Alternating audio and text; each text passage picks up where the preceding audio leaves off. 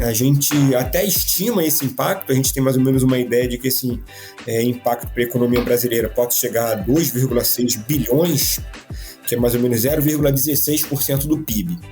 Esse impacto é grande para muitas empresas, mas quando a gente olha para a dimensão do PIB brasileiro, para a gente ter mais ou menos uma ideia de grau de importância, as exportações para os Estados Unidos representam mais ou menos 1,6% do PIB.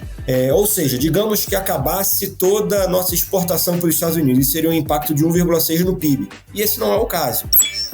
Dentro dessas exportações dos Estados Unidos, por que a gente está com um olhar atento?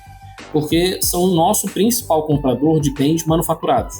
Então, assim, a China tem um perfil de comprar commodities. Então, a gente vê as commodities do agro, o setor energético. No caso dos Estados Unidos, apesar da corrente estar em segundo lugar, ela é um produto de mais alto valor agregado para a indústria brasileira.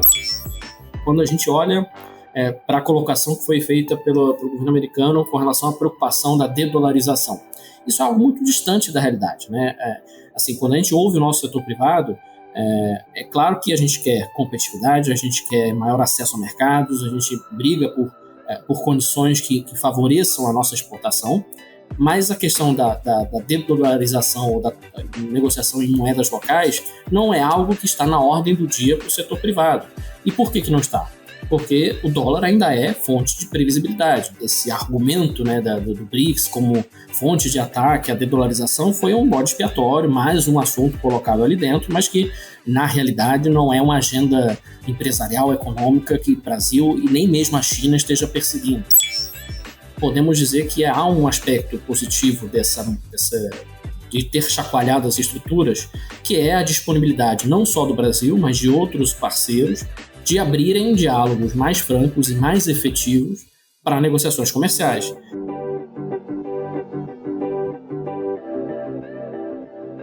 Fala pessoal, eu sou o Yuri Campos e hoje a gente vai falar sobre a guerra tarifária dos Estados Unidos, BRICS e o Brasil no novo xadrez da geopolítica. Nesse ano, a gente vem vendo uma escalada tarifária dos Estados Unidos com relação a muitos países, que culminou no dia 2 de abril no que foi chamado por lá de Liberation Day, ou Dia da Liberação, em alusão ao fato de que, no geral, os Estados Unidos cobravam menos tarifas dos produtos que importava do que aquelas tarifas que os países importadores cobravam dos produtos americanos. E no grande bota tarifa, tira tarifa, que vem seguindo desde então, o Brasil, em especial, está na mira dos Estados Unidos com a promessa de uma taxação adicional de 50% sobre os produtos brasileiros, prevista para entrar em vigor agora, no dia 1º de agosto. Isso tudo, sejam as tarifas em si ou toda a incerteza que se dá em torno desse tensionamento econômico, já está impactando o mercado brasileiro. Só para dar um exemplo, a exportação de carne para os Estados Unidos despencou 80% nos últimos 3 meses. Enquanto isso, os BRICS, grupos de países de mercado emergente do qual o Brasil faz parte, inclusive se reuniram aqui no Rio de Janeiro no início do mês, a gente vai falar um pouco sobre isso também, passou a ser alvo direto da retórica americana com ameaça de sobretaxa de 10% sobre as exportações dos países do bloco. E um dos motivos pelos quais os BRICS estão incomodando o presidente americano é pela perspectiva de alternativas ao dólar como moeda de pagamento para transações comerciais entre os países do grupo, com a ideia do BRICS Pay, um sistema que facilitaria essas transações nas moedas locais. Nesse episódio, a gente vai conversar sobre o que está em jogo nesse novo xadrez geopolítico, o que essas medidas significam na prática, quais são as oportunidades e desafios para o mercado brasileiro e o que esperar daqui para frente no novo tabuleiro da economia global.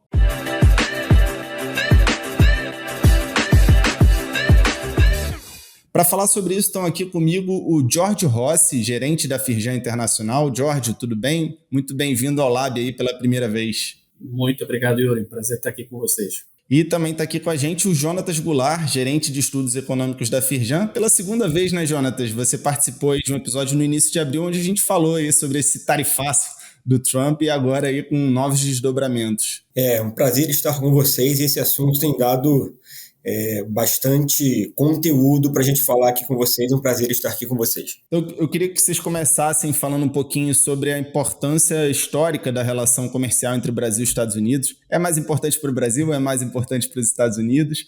E também um resuminho assim, dessa escalada tarifária desde a posse do Trump, né, no início do ano até o Liberation Day em abril e do Liberation Day para cá com esses novos desdobramentos. Então, se quiser, eu posso começar, então, dar uma palhinha aqui pelo lado internacional. Antes de mais nada, Yuri, mais uma vez, obrigado. É um prazer estar dividindo a tela aí com o Jonatas e participando desse podcast com a área econômica da Firjan e com vocês da Casa Firjan. Vamos, né? Eu acho que você pegou um bom ponto de começo, né? A relação. A relação é uma relação de 201 anos. Os Estados Unidos estiveram entre os primeiros países a reconhecer a independência do Brasil e vice-versa. Então, assim, é uma relação profundamente histórica e que se mantém em um alto nível econômico de investimentos bilaterais, né? Então, é algo, respondendo muito diretamente à sua pergunta, é mais importante para eles ou para a gente? É equivalente. A gente tem uma cadeia integrada, econômica, tanto se a gente olhar a indústria, mas o agro, enfim, todos os setores do setor de serviços. Somos a segunda maior economia do continente, né, depois dos Estados Unidos. Então, é algo que, dentro do setor privado americano, isso é reconhecido, e sempre foi também no nível governamental.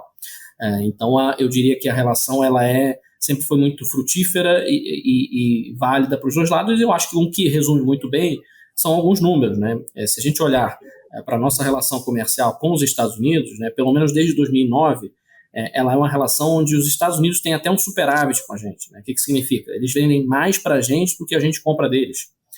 Então, até dentro da lógica do tarifaço e do programa de governo pelo qual o presidente Trump foi eleito, né, que era tentar reduzir déficit comercial global, a gente não entra nessa conta, porque muito pelo contrário, a gente é um bom cliente dos Estados Unidos, né? São déficits que, claro, com os anos eles estão diminuindo, né? Nossa relação ano passado, a gente exportou para lá 40,7 bi,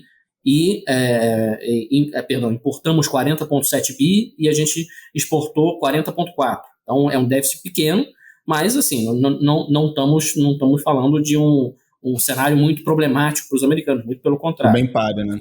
E aí também, depois deixo aí a bola para o Jonatas comentar se faz sentido ou não ter como grande objetivo a diminuição de um déficit global, né? Porque ter déficit não é necessariamente ruim, né, para uma economia do tamanho dos Estados Unidos e tão integrada no nível global.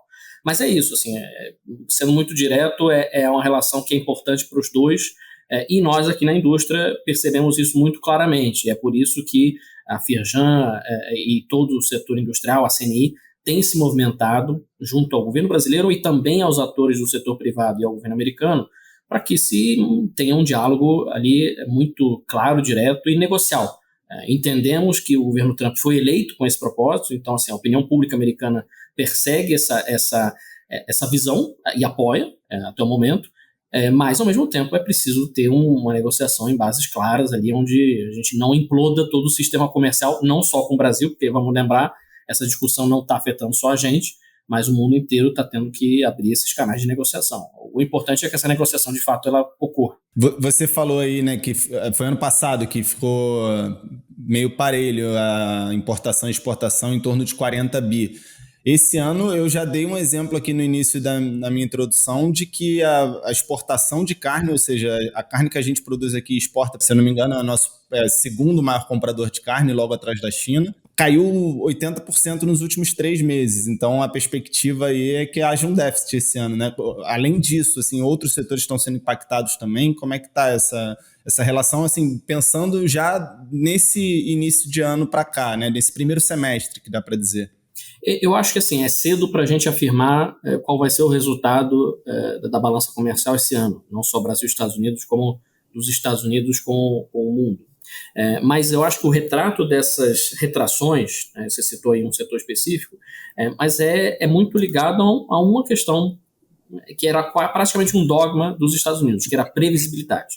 Ou seja, esses movimentos que ocorreram no primeiro governo Trump em menor grau e estão ocorrendo em um grau muito maior agora, estão gerando uma imprevisibilidade nos negócios, nas transações comerciais, no planejamento que as empresas fazem para investir ou não investir, e algo que os Estados Unidos sempre foram um grande farol na economia mundial pela sua previsibilidade, né? Então, a partir do momento que é anunciado uma tarifa dessa para ser implementada em 10, 15 dias, automaticamente, se você está num board de uma empresa, né, do setor industrial, setor do agro, a principal coisa, você faz um freio de arrumação. Você vai ver o que vai tentar entender qual é o grau do impacto, traçar cenários, porque se de fato isso for implementado no 1º de agosto, se você estiver com carga chegando num porto americano, você já vai ter ali um impacto que não estava planejado quando você fez a venda. Então, o teu contrato de venda, ele não previa aquele custo, né? Então, alguém vai ter que absorver. A tarifa, quem paga é o comprador, mas já tem se falado no mercado, né, em alguns setores específicos, onde é difícil você parar, né, automaticamente a venda, de absorver ali ambas as partes, tanto o vendedor como o comprador.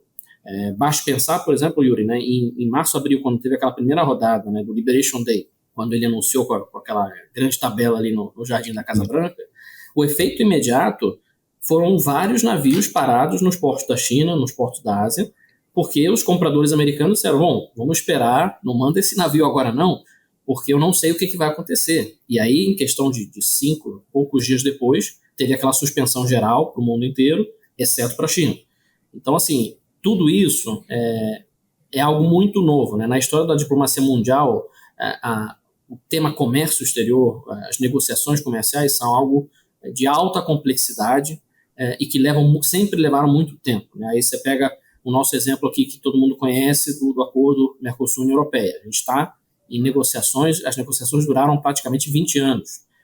Então, demoram, às vezes por uma questão de falta de vontade política, mas demoram porque tecnicamente elas são complexas. Você harmonizar sistemas de legislação, barreiras tarifárias, não tarifárias, você medir, né, com o governo brasileiro qual é o setor que pode se beneficiar mais, quais são os outros setores que se impactam em uma negociação, é muito complexo, né? E então é um pouco, é uma lógica quase que impossível, né, querer impor ao mundo inteiro que um processo negocial dessa magnitude aconteça em 10, 15 dias. Jonatas, eu queria que você desse aí um pouco do ponto de vista econômico, assim, sobre como que as empresas brasileiras estão recebendo essa perspectiva de tarifa de 50%.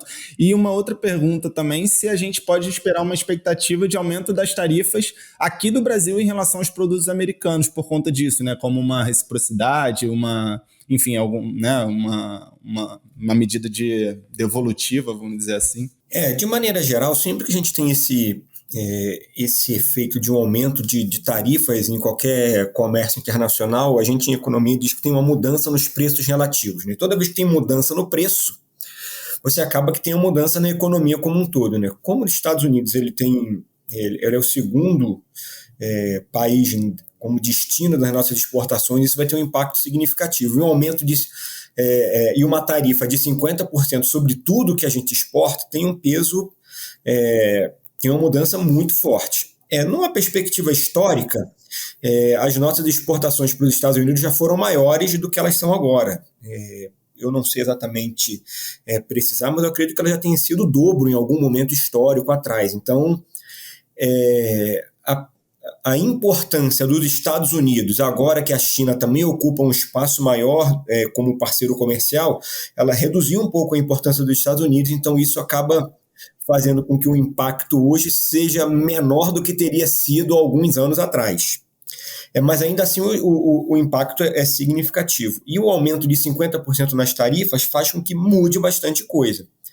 E a gente precisa entender o seguinte, quando mudam os preços relativos, muda toda a corrente de comércio. Então, uma coisa que a gente precisa entender, né? Então, é o fim do nosso comércio com os Estados Unidos? Não, não é o fim. O que ainda continua sendo vantajoso, a gente vai continuar enviando para lá. Mas, fatalmente, boa parte das nossas exportações vão ter que ser direcionadas para outros países. Alguns outros itens que nós exportamos, ele é feito especificamente para empresas específicas dentro do mercado americano, e é um mercado que certamente deve ser perdido, mas, por exemplo, commodities, talvez a gente consiga direcionar de alguma outra maneira para algum outro parceiro comercial. Então, o impacto, a gente até estima esse impacto, a gente tem mais ou menos uma ideia de que esse impacto para a economia brasileira pode chegar a 2,6 bilhões, que é mais ou menos 0,16% do PIB. Esse impacto é grande para muitas empresas, mas quando a gente olha para a dimensão do PIB brasileiro, para a gente ter mais ou menos uma ideia de grau de importância, as exportações para os Estados Unidos representam mais ou menos 1,6% do PIB. Ou seja, digamos que acabasse toda a nossa exportação para os Estados Unidos, isso seria um impacto de 1,6% no PIB. E esse não é o caso. É um caso de uma tarifa, ela muda os preços relativos, a gente pode direcionar alguma parte desses produtos para outros países, ou a gente vai continuar enviando para os Estados Unidos só com um custo muito mais alto. Então tem toda essa dinâmica de entender o que está acontecendo, o que vai acontecer com a economia. E essa busca de novos parceiros não acontece assim de uma hora para outra. Então agora a gente tem um novo cenário que aparece. E é tudo muito novo, porque ele foi feito de uma maneira tempestiva, como o Jorge falou. Ninguém imaginava que isso poderia acontecer, e a gente está falando aqui mais dos impactos diretos. Mas os impactos indiretos, eles também são muito significativos. Imagina a quantidade de empresários que estavam pensando em investir tanto nos Estados Unidos como no Brasil, tendo como base a existência dessa boa relação comercial, que agora já não existe mais. E imagina qual o impacto que isso possa ter também no mundo. Então é difícil a gente mensurar exatamente, mas é um impacto muito significativo, levando em conta o histórico que o Brasil tem com os Estados Unidos, e ele é o nosso segundo maior parceiro comercial nesse cenário. Então é um cenário desafiador, o impacto é significativo, mas eu gostaria de deixar claro que é mais ou menos o seguinte, né? Esse impacto, por exemplo, não é nem perto do que, por exemplo, foi a crise econômica que nós vivemos, por exemplo, em 2014, 2016, ou que foi a pandemia.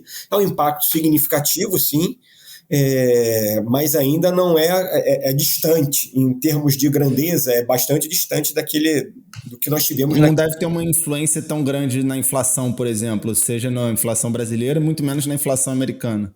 Vai ter um impacto, por exemplo, na inflação brasileira, talvez isso até, de certa maneira, ajude, porque a gente tem, por exemplo, as carnes ou a soja, ou os alimentos que poderiam... Vai ter mais produto aqui, né? A carne vai voltar mais para cá. A curto prazo, pelo menos, né? Exatamente. O que iria para os Estados Unidos fica aqui. Mas para os Estados Unidos talvez tenha algum impacto. Também não tão significativo assim, mas tem o impacto também no preço do café, no preço das carnes, entendeu? Que são os produtos, ou suco de laranja, que são os produtos que eles mais consomem da gente. Então, vai ter algum impacto sim, mas também não é aquele impacto uau, entendeu? Mas é um impacto. E aqui, então, os principais setores impactados estão dentro desse campo das commodities, né? Sejam ferro, minério, o suco de laranja, café...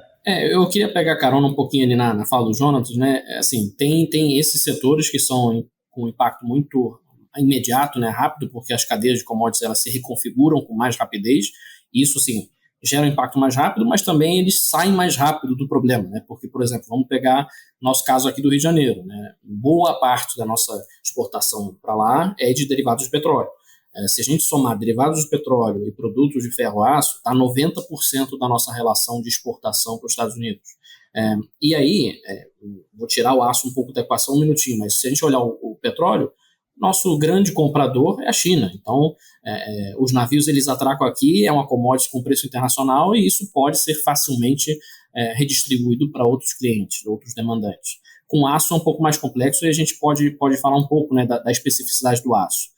Mas o que eu queria comentar, né, pegando a carona do Jonatas, o perfil dos nossos clientes, dos compradores das exportações brasileiras mudou muito nos últimos 30 anos. Né? Então, o papel que os Estados Unidos tinham há 30 anos atrás é muito diferente do que eles têm hoje conosco. Então, se você olhar a exportação nacional, né, em 2024, a gente exportou 95 bi para a China e 40 para os Estados Unidos.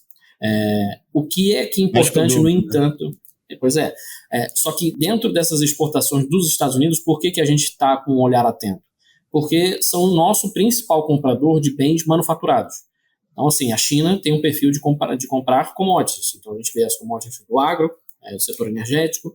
No caso dos Estados Unidos, apesar da corrente estar em segundo lugar, ela é um produto de mais alto valor agregado para a indústria brasileira. O que? Pensar... Exato, maquinários, avião, a Embraer tem um papel importantíssimo nisso, mas de uma maneira geral, mesmo que pulverizado dentro da indústria, é um parceiro importante para a gente, né? Então não dá para prescindir. Por outro lado, e aí é a dor que nós estamos tendo agora nesses dias, né? A dificuldade negocial do Brasil não é... Claro que tem uma questão política ali por trás, enfim, está se misturando a política com o tema comercial, o que não faz bem para o diálogo e não faz bem para os interesses do Brasil, dos Estados Unidos e das empresas, né? Mas também tem uma outra perspectiva. O mundo inteiro está tendo que abrir esses canais de negociação e de diálogo. E nós, né, os Estados Unidos, tudo que os Estados Unidos compra do Brasil corresponde a 1,3% da importação total dos Estados Unidos. Então, assim, nós estamos entre os 20 maiores parceiros, mas se eu olho com o olhar de dentro dos Estados Unidos, eu estou comprando 30% da União Europeia e 1,3% do Brasil.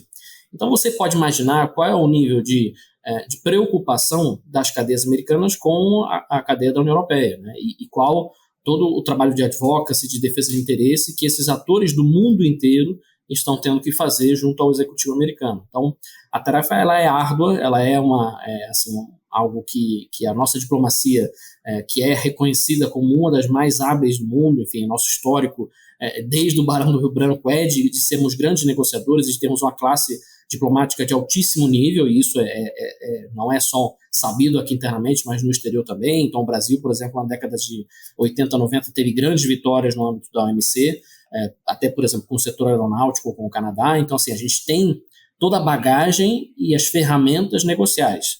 Isso existe. A questão é que o jogo agora é outro, né? Agora o jogo é via redes sociais, é via anúncios e voltas atrás. Então, gerou um cenário de total imprevisibilidade, onde os próprios negociadores não sabem o que vai acontecer no próximo minuto.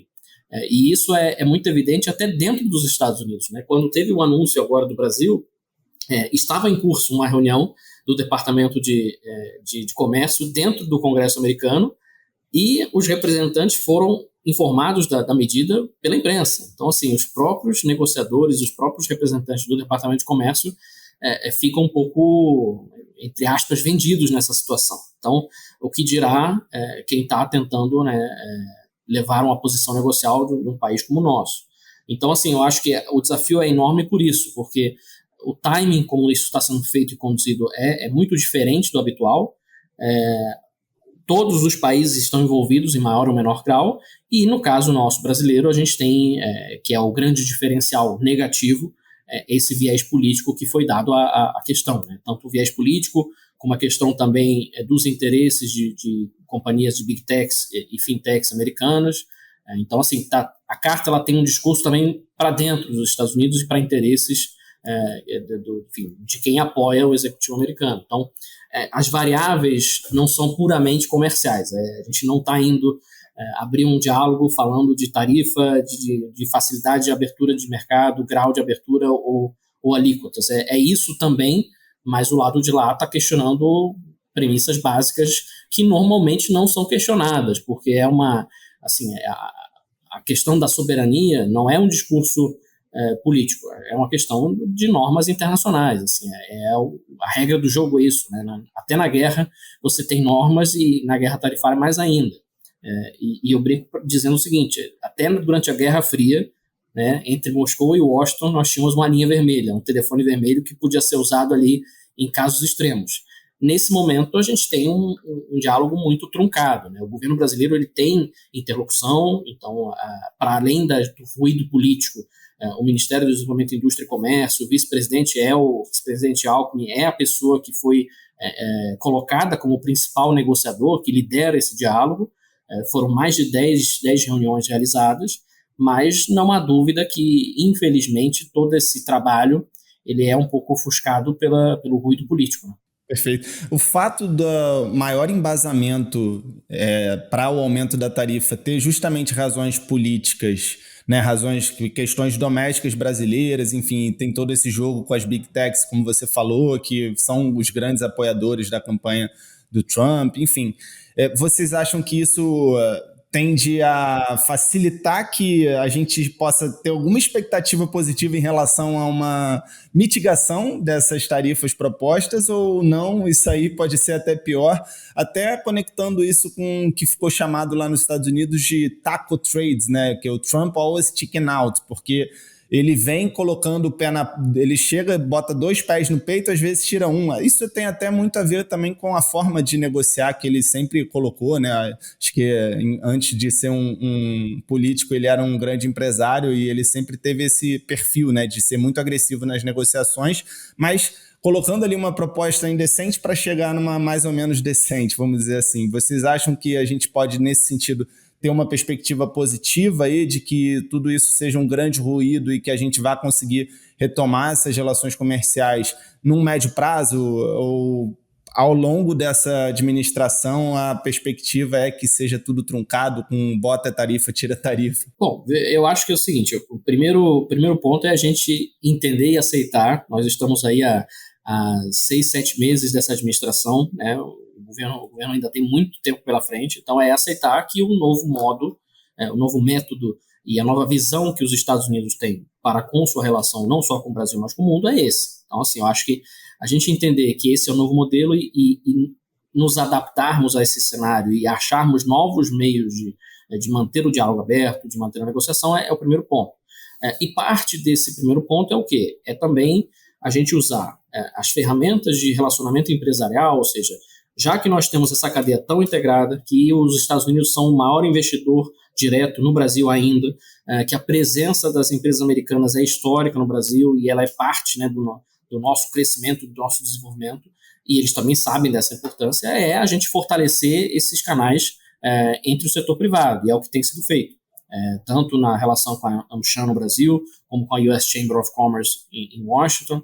Então, mostrar claramente, com números, inclusive com estatísticas do próprio governo americano, o quão benéfica é essa relação. Qual é o objetivo primário? É fazer o decoupling, né? É fazer o distanciamento do tema político do tema comercial. Os americanos, né, sempre foram conhecidos pela mentalidade pro-business, né? Business is business e política é... Então, assim, é jogar o jogo que os americanos estão acostumados. Então, assim, para além do momento político, governos eles vão e vêm, enfim, é normal da vida democrática você ter mudanças de posições políticas. Agora, a relação comercial e econômica e a parceria estratégica que existe é algo que não pode acabar do dia para a noite e não pode ser implodido dessa forma porque não beneficia, não é algo que só cria um problema para o Brasil. Cria um problema também para a economia americana em algum grau. E aí, Jonatas, você acha que a gente pode esperar um fortalecimento econômico entre outros países, como aí trazendo até o BRICS para a conversa, né, que tem essa ameaça também por parte dos Estados Unidos de sobretaxar os países do bloco? Queria que você acha que a gente pode ter uma perspectiva de fortalecimento dos laços comerciais entre esses países? Isso pode ser estratégico de alguma maneira para o Brasil? Certamente. Esse fortalecimento comercial com os BRICS, a tendência é acontecer.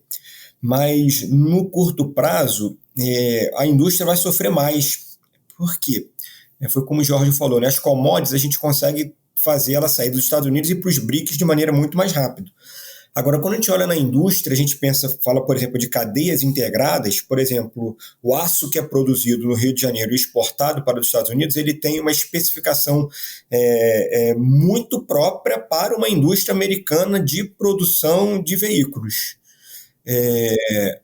Qualquer resolução que a gente possa ter para a indústria no curto prazo é melhor que seja essa via através de negociação diplomática, né? Mas se por um lado abre a oportunidade de estreitar os laços com um parceiro comercial, é importante a gente entender que jogar essa aliança que nós temos, reduzir o impacto dela, talvez não seja também uma decisão muito boa da nossa parte, porque exatamente a nossa indústria é muito importante também ter essa relação comercial com os Estados Unidos, exatamente por conta da especialização da nossa indústria na exportação para os Estados Unidos. Então, por isso que a gente tem falado bastante que qual é o impacto.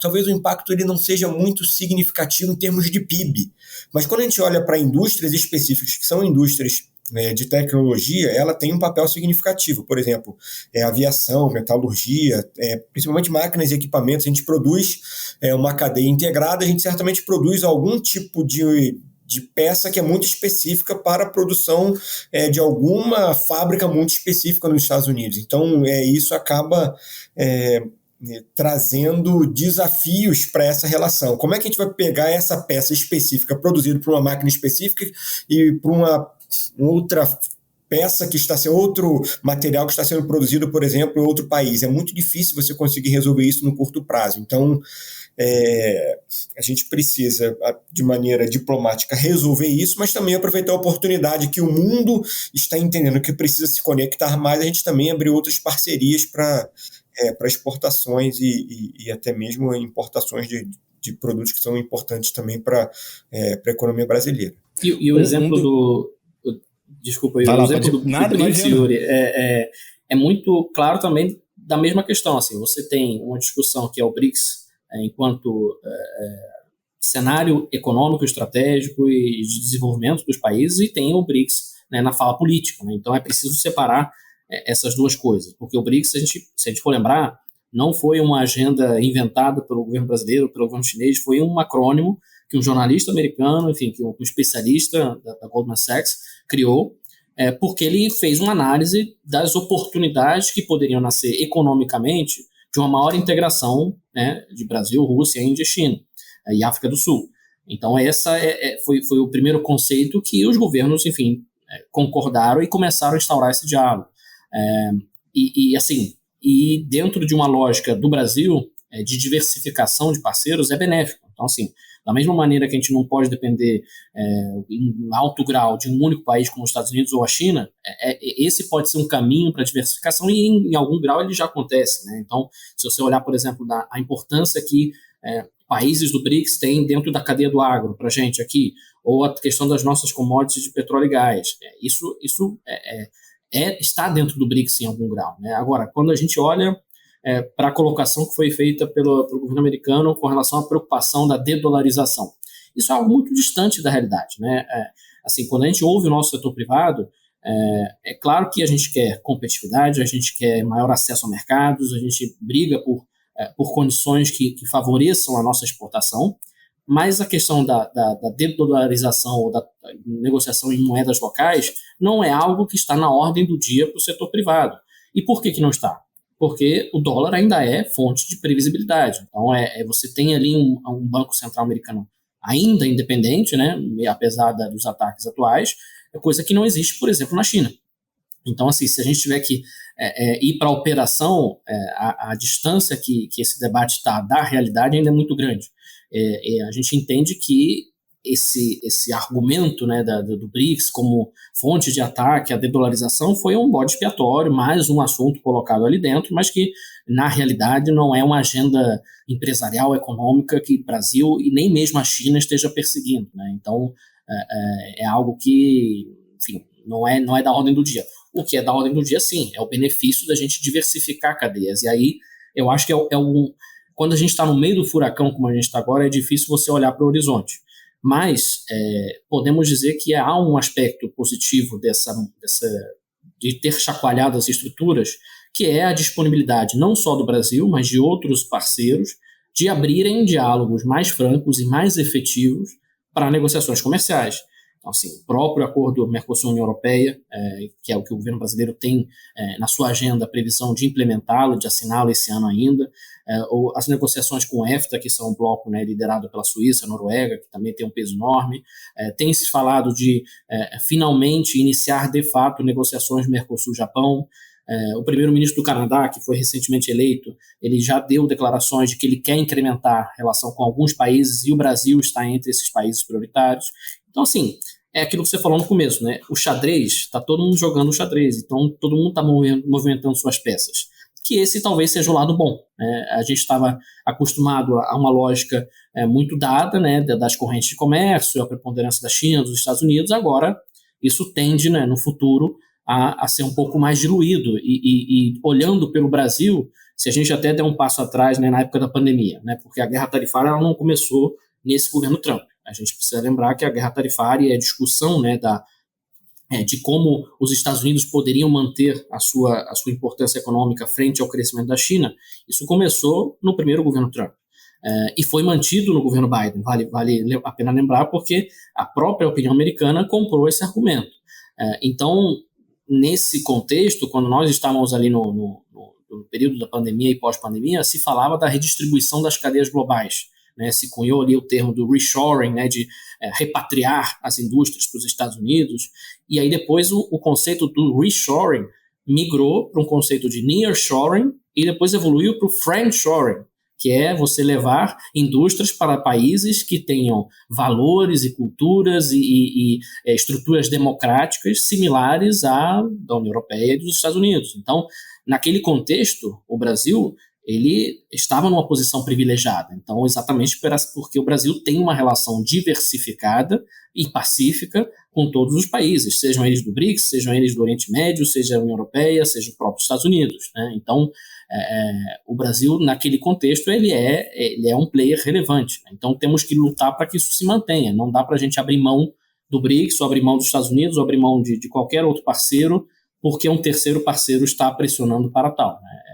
Eu acho que é um trunfo da nossa economia a gente ter essa diversificação. No dia do Liberation Day, o Trump veio com uma lógica um pouco dentro dessa reshoring, né? Que ele falou que a Apple iria trazer fábricas de volta para os Estados Unidos, só que aí tem toda uma questão de mão de obra que é absurdamente mais cara nos Estados Unidos do que na China, que é o principal país onde a Apple está instalada aí nas produções, e dentro desse movimento até que ela já vinha fazendo nos últimos anos, de migração para a Índia. Eu acho que pego a Apple aqui porque, né, segunda empresa mais valiosa do mundo, acho que ela exemplifica muito bem isso. Vocês sabem como é que está esse discurso lá dentro? Assim, ainda tem essa perspectiva de tentar trazer essas grandes empresas, principalmente de tecnologia, de volta para a mão de obra, para o processo fabril dentro dos Estados Unidos? Essa é uma discussão boa, porque eu não sei o quanto ela é econômica e o quanto ela é só política, entendeu? Porque, sob o ponto de vista econômico, isso não faz muito sentido. Não faz o menor, né? E no ponto de vista político, isso talvez faça sentido só na primeira página, porque na segunda página ninguém quer aumento de custo. Então, eu acho muito pouco provável que isso, de fato, seja efetivo. Talvez isso seja para você gerar algum tipo de discurso, isso talvez seja para você gerar algum tipo de... Então, talvez ganhe, talvez isso seja uma estratégia, como a gente está falando de xadrez, é uma estratégia. Vamos deixar o Brasil sofrer, vamos fazer o mundo sofrer, eles voltam, a gente consegue colocar algum tipo de negociação que seja mais benéfica para a gente. Não sei exatamente o que está na cabeça, o que está no papel das pessoas. Um aceno ali, né, para uma base eleitorária, talvez, de que... Eu acho que está muito ligado hoje em dia, a setores estratégicos que possam ser identificados como de interesse nacional, né? Interesse, você pensa logo no setor de defesa, mas hoje você pensa no setor de tecnologia, você tem ali, né, algumas componentes, né, da parte da produção e da cadeia que são vistos como estratégicos para influência global de um país. Então, eu concordo com o Jonatas que assim, foram feitos muitos anúncios, mas sempre que a gente ouve setor privado, daqui ou de fora, é o bottom line, né? Vamos ver se a conta fecha. Se a conta não fecha, ninguém quer trabalhar com aumento de custo, porque aumento de custo gera perda de competitividade, gera inflação, enfim. Então, tanto no setor privado como os governos não querem pagar essa conta no final do dia. E tanto menos o usuário, né, o consumidor. Agora, quando a gente olha para programas específicos, né, como o Japão implementou, como o próprio Estados Unidos implementou e manteve no governo Biden, existem ali alguns recursos que são alocados para gerar o desenvolvimento, né, da inovação, indústria de tecnologia, que aí isso talvez possa fazer algum sentido, mesmo que num primeiro momento não seja a conta não feche. Mas é porque você precisa investir para você conseguir manter a preponderância, né? A questão dos chips é evidente, né? Acho que esse é o caso mais emblemático. Agora, por outro lado, que é importante pensar é que todo mundo faz os seus movimentos. Então, você citou ali na questão da preponderância da China. A China, já desde o primeiro mandato do Trump, ela readequou sua cadeia industrial em algum grau, em alguns setores estratégicos. Um exemplo é a questão da transição energética, né? Hoje, mais de 90% dos painéis solares que são importados pelos Estados Unidos, eles não vêm da China.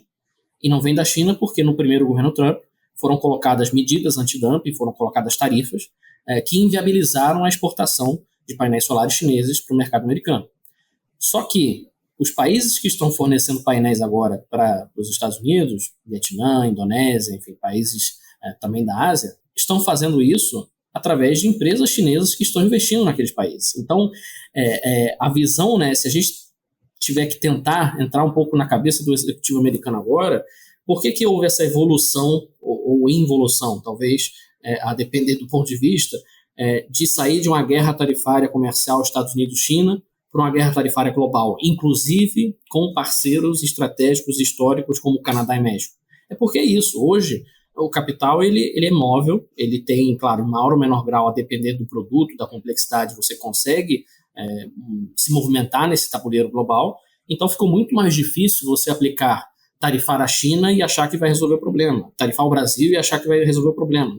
Não necessariamente, porque as indústrias elas alocam seus recursos e seus produtos de uma maneira eficiente sempre, né, buscando essa eficiência. Então, a complexidade está aí também, né, nesse jogo que não é um jogo só entre China e Estados Unidos e a gente no meio tentando se virar. É todo mundo no mesmo tabuleiro. Eu vi até um exemplo, ouvindo um podcast recentemente sobre esse tema, do café brasileiro, que tem um tipo de café que poderia ser, que é muito comprado pelos Estados Unidos, né? Mas esse mesmo tipo de café é produzido na Indonésia, então a Indonésia poderia importar grãos do Brasil, produzir ali o café deles e depois exportar para os Estados Unidos, e aí seria uma exportação por tabela, vamos dizer assim, né? É o que se chama de triangulação, né? Isso também... existem regras para isso também, né? Existem regras que são chamadas regras de origem, então é algo que enfim, é monitorado. Não digo que não exista, haverá movimentos desses também, mas existem também medidas para você tentar bloquear isso. Agora, no específico do café, eu acho que o café é um tema interessante, tanto o café como o suco de laranja, porque é até uma análise que o New York Times fez essa semana, né, de que se houver o impacto na inflação, no caso da tarifa do Brasil, a inflação vai ser sentida no café da manhã dos americanos, né? Porque o café e o café do Starbucks e o suco de laranja brasileiro, que é largamente consumido, você pensar, de todo o suco de laranja que os Estados Unidos compram, 28%, quase 30% é do Brasil. O café também tem um peso enorme, né? O café você tem vários players, você tem Vietnã, você tem Colômbia, mas nenhum país desses tem como aumentar a sua produção porque não tem disponibilidade de terra. Então, assim, não há como compensar o volume que o Brasil está mandando de café para lá com a exportação do Vietnã. Então, assim, há um teto ali físico, né, para isso. Então, de fato, assim, eu acho que provavelmente, né, dentro daquilo que os nossos negociadores brasileiros, do MEDIC, do Itamaraty, estão discutindo, entendo que o nosso setor agro e principalmente café e suco de laranja devem estar ali na ordem do dia, porque o governo americano sabe que isso pode pesar no bolso aí no final do mês. Voltando aqui para o BRICS rapidinho, só para a gente fechar, eu queria que vocês explicassem um pouquinho o que é essa perspectiva do BRICS Pay, porque eu acho que está muito claro de que não existe uma viabilidade prática para uma substituição do dólar enquanto moeda global, né, enquanto moeda de transação entre países distintos, porque o dólar, como vocês falaram, é uma moeda que tem maior previsibilidade. A gente não vai querer negociar com a Argentina e receber em peso. E nem eles vão querer receber em real. Então, eu acho que não tem muito essa perspectiva. Mas aí, o que seria esse BRICS Pay? Como que ele funcionaria? E se ele, de fato, ameaça de alguma maneira ou é mais uma retórica ali? É contigo, Jorge. Bom, a questão é a seguinte, né? Eu vou voltar ao que eu estava comentando antes. É um projeto que existe, que é discutido, né, em âmbito governamental. Então, o Rio de Janeiro acabou de sediar aí o fórum dos BRICS, né? As lideranças do BRICS estiveram aqui. E esse é um tema que é discutido, mas é um sistema de compensação bancária equivalente ao que existe do SWIFT, né, internacional, que é o mais usado, mas a questão é como isso terá aplicabilidade e aceitação globalmente, né, porque quem usará isso para transacionar serão as empresas, serão as economias, né, não estamos falando aqui de uma ferramenta puramente governamental, é algo que tem que ter aplicabilidade na prática. E se a gente for pensar em aplicabilidade e aceitação, o Brasil já assinou há diversos anos um acordo com a Argentina para transacionar em moedas locais. Isso para você não ter a questão da flutuação cambial, você ter um pouquinho mais de previsibilidade. No papel, parece ser lindo. Agora, se a gente for fazer uma enquete aqui, né, dentro da Firjan, de quais empresas do Rio de Janeiro que tem e a gente tem uma relação importantíssima com a Argentina, quais delas estão transacionando em moedas locais, eu arrisco dizer que o número seria bem pequeno. E por que isso? Porque existe um grau de confiabilidade alto na moeda argentina e até na nossa. Enfim. Então, assim, não é comparável o grau de confiabilidade que se tem ainda com o dólar e com enfim, o papel que o Banco Central americano tem na economia global, junto com o Fundo Monetário, com todas as instituições de Bretton Woods que, apesar de estarem sendo questionadas e estar se buscando um novo modelo, não é só o BRICS, enfim, outros blocos discutem isso, ainda é o sistema preponderante de pagamento global. Então, não acho que isso seja uma preocupação do imediato e eu vejo isso como uma discussão que é válida, mas que é algo para longo prazo. Tem alguma outra coisa que você destaca desse encontro dos BRICS aqui no Rio de Janeiro? Bom, acho que um tema interessante foi ver como se deu a participação dos países, né? Uma grande ausência foi a ausência do Xi Jinping. Então, essa ausência, para mim, falou muito alto. Eu acho que assim, o Xi Jinping é o principal acionista, digamos assim, do BRICS, né? A maior economia do bloco, tem todo o interesse, né, com uma diminuição da influência dos Estados Unidos da América Latina. Quem deve ocupar os espaços, né, muito provavelmente será a China. Então, ele tinha um grande interesse de estar aqui. E entendo que pode ter sido tomada uma decisão política de não estar, exatamente porque naquele momento a discussão era grande em tentar se fechar o cerco àquela escalada tarifária, né? Chegou a 200, 300, enfim.